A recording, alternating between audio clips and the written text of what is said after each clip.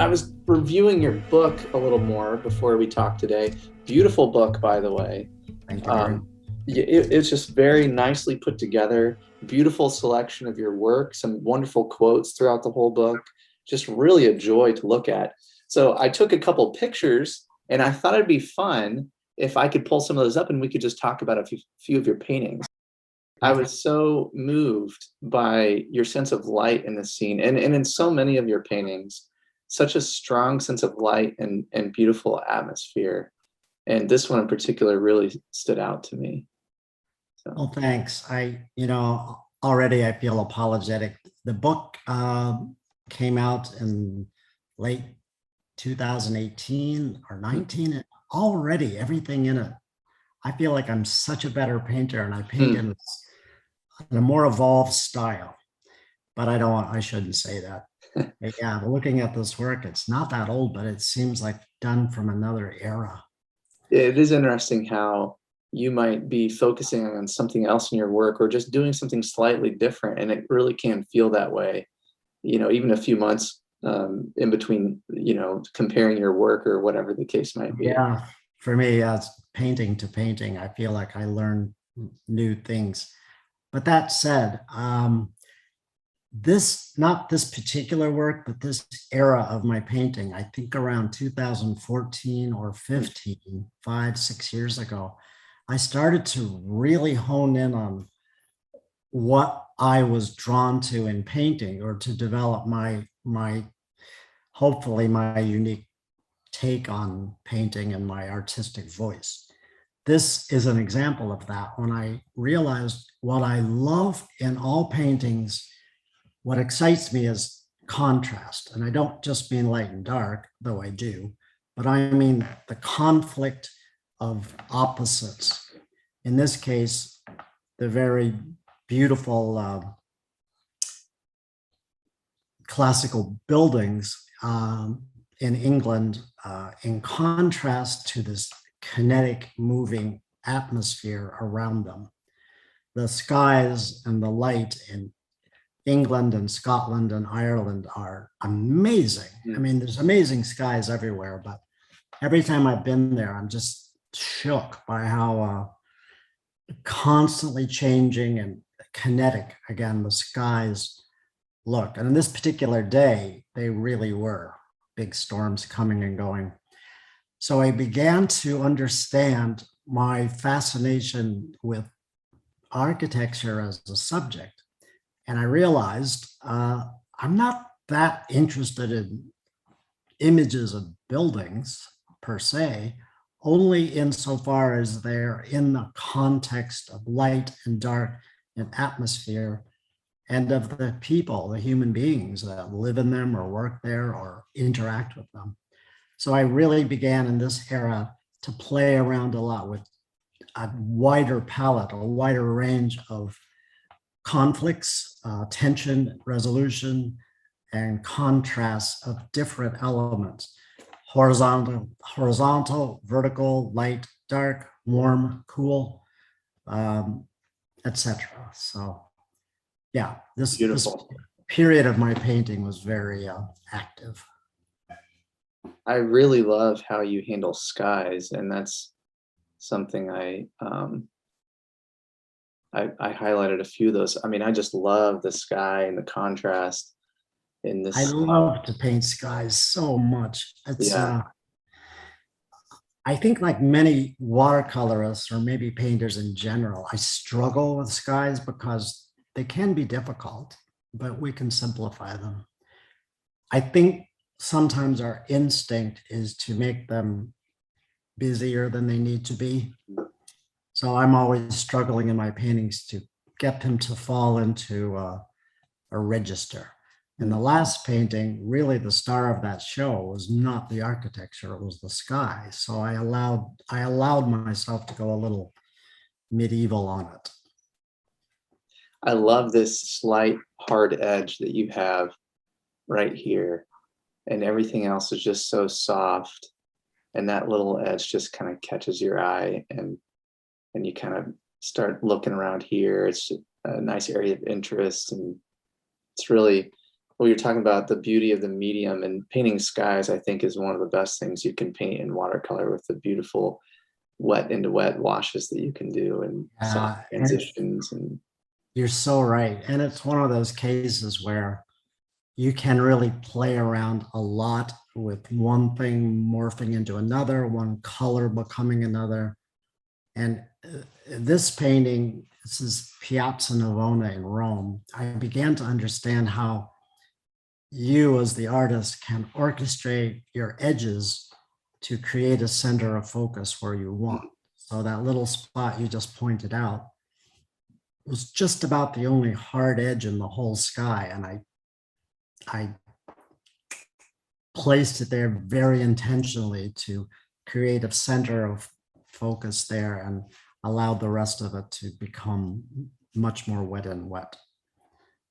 But yeah, I love skies.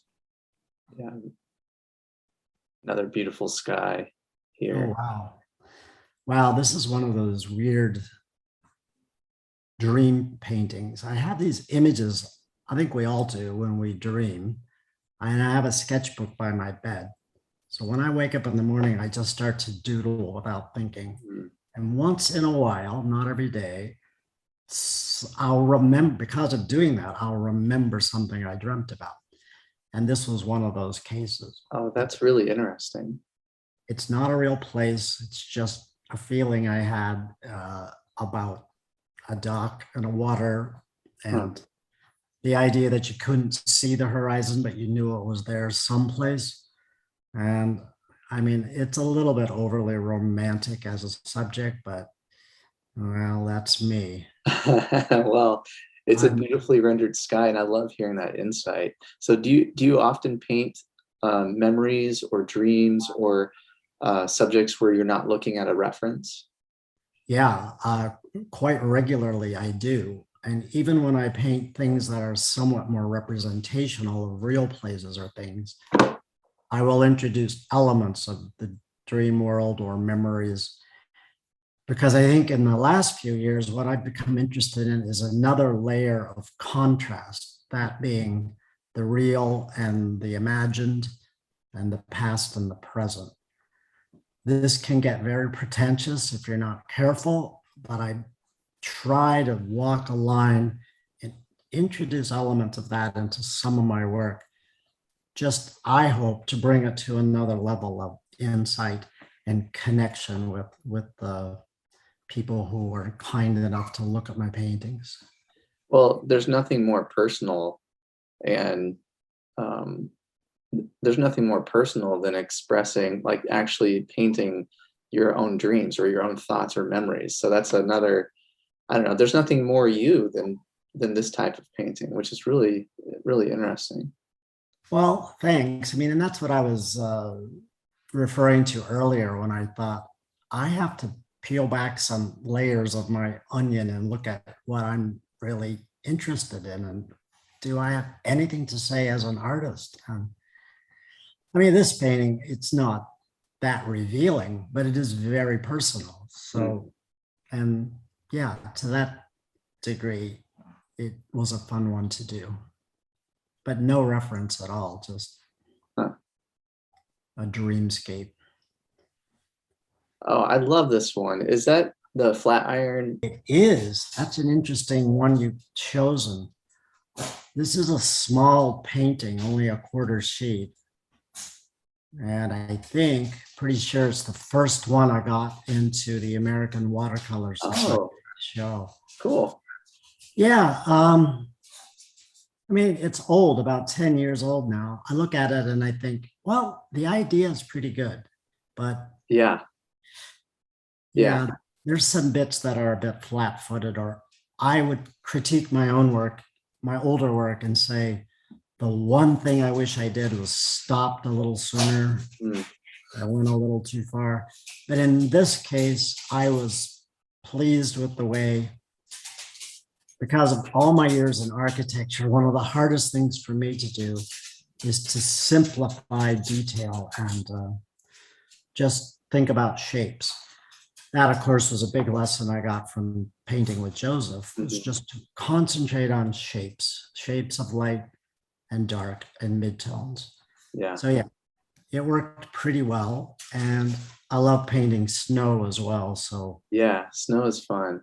that I, was I fun. just, I liked the way is that the Flatiron building there? Yeah, it is. This is in New York, Madison Square Park, walking through to the Flatiron building in the background. Gotcha. I love it, takes your eye right to the back of the painting. And I find that challenging because often I want the back of my painting to kind of recede into nothingness. But in this way, I like how the building, I like your view of the building through the trees, and that there's just something interesting about that man-made object when you're looking through the organic objects. And I don't know, it just kind of struck me. Plus, I love the snow and the winter feel, and I like how you rendered the figures as well. I think here too, I was figuring something out, but didn't understand it quite as well as I do now. Was that my interest in buildings, as I say, is really their context. Hmm. Like the Flatiron building is beautiful, and I could do a very meticulous rendering of it.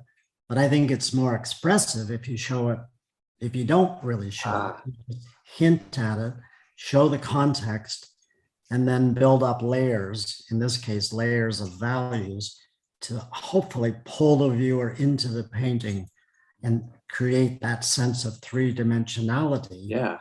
Because, you know, we're always painting on a flat surface. So anything I can do to help play up that idea of 3 dimensions, Right. I want to mess around with.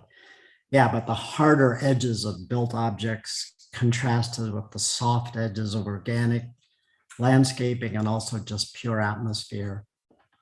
That's just never going to get old for me. I love it. Yeah. And I still have a way to go, but I'm learning all the time. So I love this quote in your book from Chuck Close, where you say, "Inspiration is for amateurs. The rest of us just show up and get to work." Can you talk a little bit about inspiration and what that means to you, and a little bit about this quote? Yeah, I read that quote a number of years ago, and my feelings about it have changed.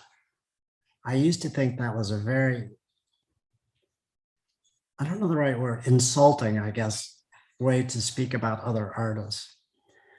But it never left me. I don't know when I read it, probably 8 years ago or 10 now.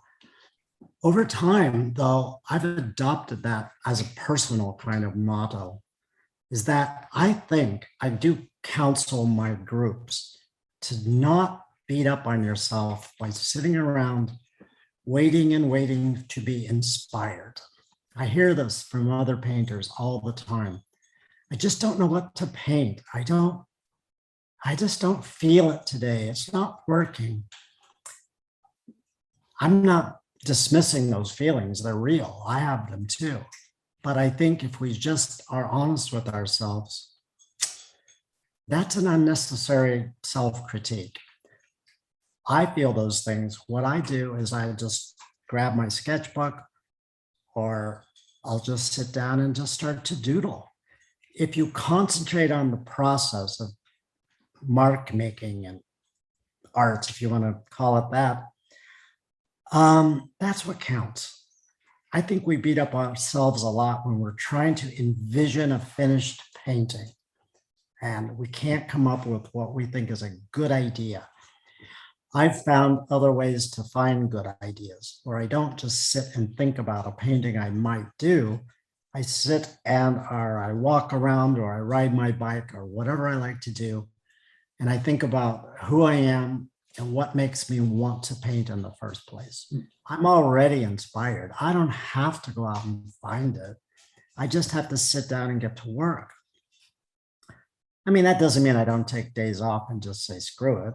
Sure. But Yeah, not you very have to. many, if I'm honest, not that many. But, you know, we all have lives to lead. Yeah. So I guess in fewer words, what I'm trying to say is if we just aren't so hard on ourselves and just remember why you like to paint, not what you want to paint or how you want to paint, but why you want to paint, it just starts to flow. It's the process of doing it that's inspiring. You've already got the inspiration in here. You don't have to go out and find it. You got it. So I agree. I've found over time that if I can just get myself to the easel and get started on something, Just get and if I started. can take away as many obstacles between me and getting to that easel, like get my supplies ready ahead of time, have my paper ready to go, then if I'm getting there, even after a long day, if I can get started, I know I'm on the right track. And it's kind of like exercise in a way. You someday you don't feel like doing it, but after you're done, you never regret that you spent time doing it. No, you never do. And I say this and I mean it. A day spent doing a bad painting is better than a day usually spent not painting at all. So I'm a lot less harsh on myself if I do a bad painting. It's Mm. fine. I've got stacks of bad paintings. uh, but usually they serve a purpose. They Yeah, teach me something or I work something out, even if I don't know it yet. yeah, I think as I get older, I've realized how much I have learned earlier that I didn't know I'd learned until mm, now. So when I just sit, I feel unenergetic or uninspired, but if I just sit down at my easel and start doodling, that's not wasted time. right. I'll teach myself something that I'll be able to use later for, hopefully a better painting. I also think this concentration on the finished painting is a problem. I'm not over that. I'm not immune. I want to do nice paintings, but those aren't going to happen if I'm thinking only on the end result. If I just get completely immersed in the moment of painting and I'm very present, I know this sounds very Southern Californian, but it's true. Yeah, I just tune out everything else and just get lost in that process. I'm so happy. I may do a good painting and I may do a crappy painting, but it's okay. It's fine. It's all good. yeah. Um, do you have any advice for painters that are just getting started in the medium?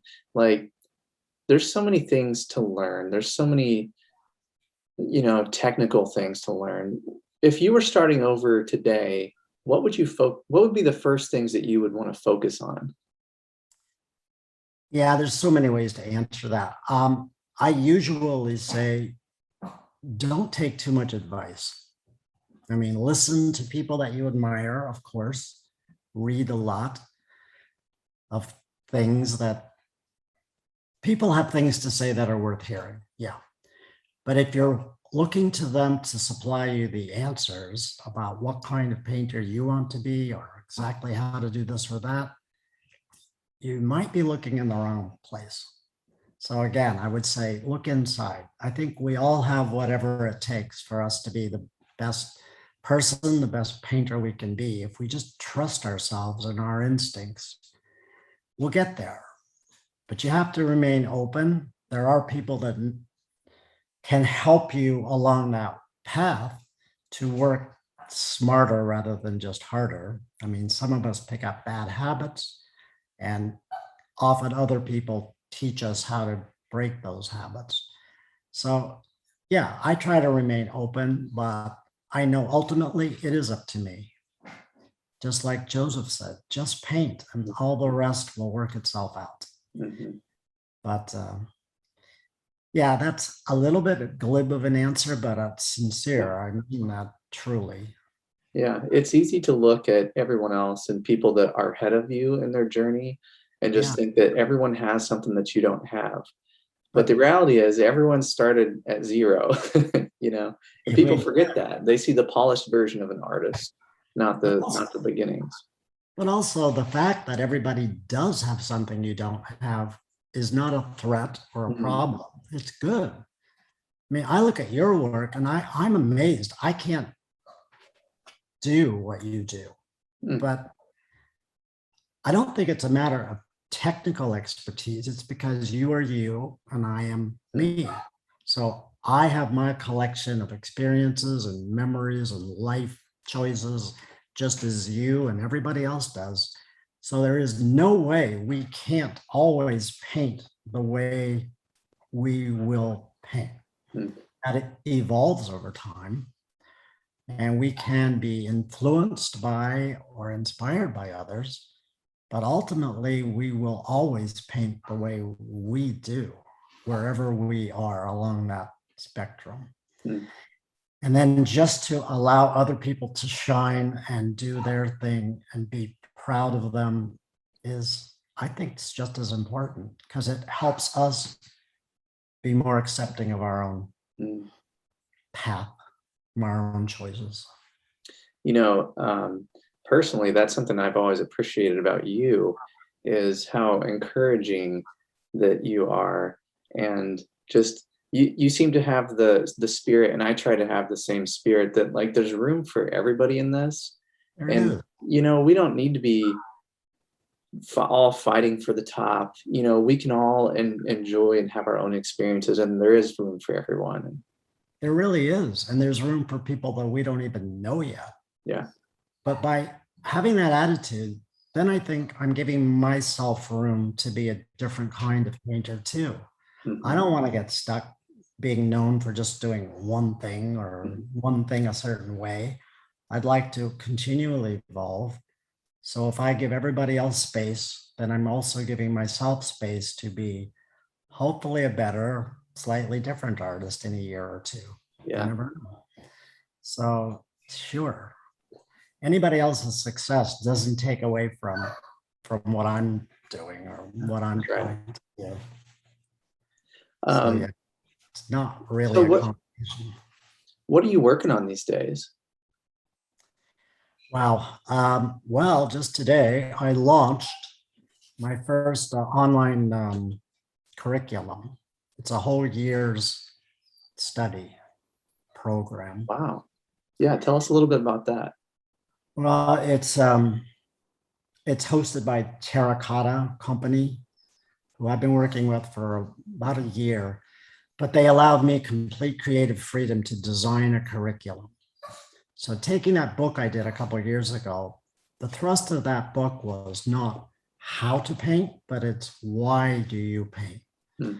Because I think if we ask that question and can even start to answer those questions of why, that's our path to becoming a better artist. My dog is barking. He's chiming in too. Yeah, he has a lot to say. So this course is based on that principle. I can help you technically become a better painter, I think. But really what I want to try to help you do, if you're a subscriber, is to look inside and find the kind of painter you want to be. And I want to help open whatever doors I can perceptually and in the real world for that to happen. So there's that. I'm That's working on exciting. a, yeah, it's exciting. I mean, we'll see. I'm working on another book about, it's kind of tying together my older architectural interests in imaginary architecture and hypothetical cityscapes to my current work as a fine artist. So it's all about imagined the landscapes outside and the landscapes inside. Yeah, So that sounds it's really not, interesting. yeah, it's a big project though, because it's not just my work. I'm Ah, looking back through history at a lot of other painters and then up to the present. So a lot of concept artists in the film industry, etc. So exciting. That's really yeah, cool. it's cool, but it's what I'm really interested in. So I'm Yeah. doing that. Then, yeah, still painting away. I don't fly all over the world Mm. teaching anymore. So I've got more time. What's the good part of all this? Are you feeling cooped up and stuck yet after this long period of time, or has it been kind of a nice relief from traveling?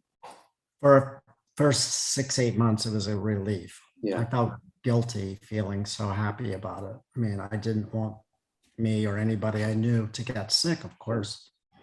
But just having the luxury of time to really dive into my paintings was what I've been whining about for the past 5 years or more. And yeah, I finally had some time. Now I want a little bit of that old Hmm. travel Yeah, spirit back, I'll be honest. balance. I'm planning on going to Italy in the springtime Okay. for painting and teaching, and I hope that happens. We had to cancel it, of course, this year. But I used to go every year for 2, 3 months to Italy, and yeah, that part I miss. One of my biggest frustrations or disappointments, you might say, is that I wasn't able to go to the Fabriano Yeah. show that I I'm was looking forward to being a part of. Yeah, that's a very special show. There's, the main Fabriano show, but Yeah. this is like a very boutique, select, small group of. It's so beautiful and fantastic, and it was so sad we couldn't all go there, but Yeah. One of these days. One of yeah, these one of days. these days. Yeah. Anything else you'd like to share? Anything else on your mind? No, I mean, the world's very frustrating, of course, sometimes, these days. We can all get lost in so much health issues, political issues, and it's all so dispiriting. And it's easy to want to just chuck your laptop into the river. But that said, if you're open to it, you'll see things that people write or say or share or paint that just make you happy to be alive. So whenever I run across your paintings, for example, I just think, okay, it's going to be okay. Thank you so much. That's very kind of you. Oh no, you're a shockingly inspirational artist to me. I know you may not believe that, but you are. Well, thank you. Clarity of vision and the way you can do what you do with a minimal amount of brushstrokes and without all that gimmicky fanfare that so many of us fall back on is very inspiring. So thank you for that. Oh, yeah. Well, I appreciate that quite a bit. This has been a wonderful, refreshing discussion, and thank you once again for being here. And I wish you the best on your new book and your new course. Where would you like to send people? ThomasSchaller.com. Got it. So what's up with the piano? Do you play? Oh, that's my easel. Oh, it looked like oh yeah. Yeah. Beautiful easel.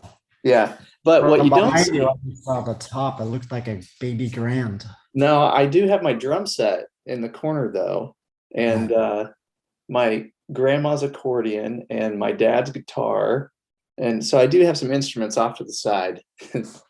Yeah, because I wanted to talk about the connections of music and fine art. That's a whole other discussion. Yeah. Yeah. Do you play any instruments yourself? I studied piano for 4 years, but I'm not particularly good at it, which is fine. But yeah, music's such a big deal to me, and such a way into what I want to paint through music. For me personally, when I'm not feeling inspired to paint, if I turn on some music, something just clicks. Like I'm ready. It just takes me out of thinking of the day-to-day and everything that's going on and not feeling motivated. And then it just it works for me. So that's one of my tricks. Yeah, mine too. Many such tricks, but yeah, inspiration is there. Just have to allow it to come forward. Well, thanks again, Tom, and I appreciate your time. Enjoy the rest of your day, and we'll talk soon. Okay. All right. Bye for now.